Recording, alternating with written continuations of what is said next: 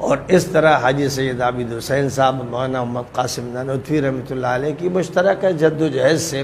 جو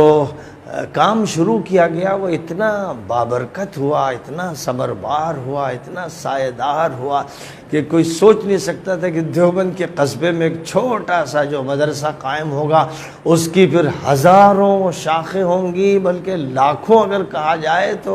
بعید نہیں ہے، جو پورے بر صغیر میں پھیل جائیں گی، اور پھر اس کے بعد یہاں سے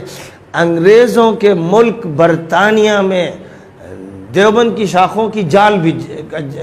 بچھا دیا جائے گا، اور وہ شاخیں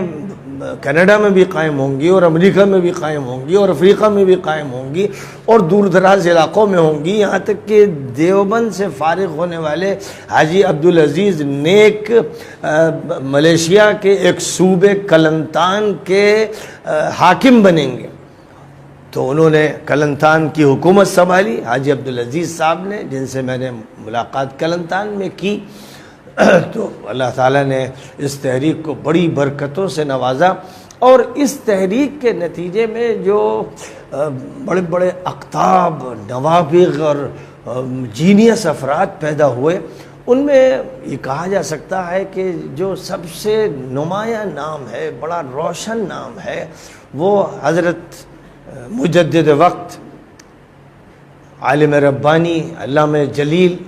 مولانا محمد اشرف تھانوی رحمۃ اللہ علیہ کا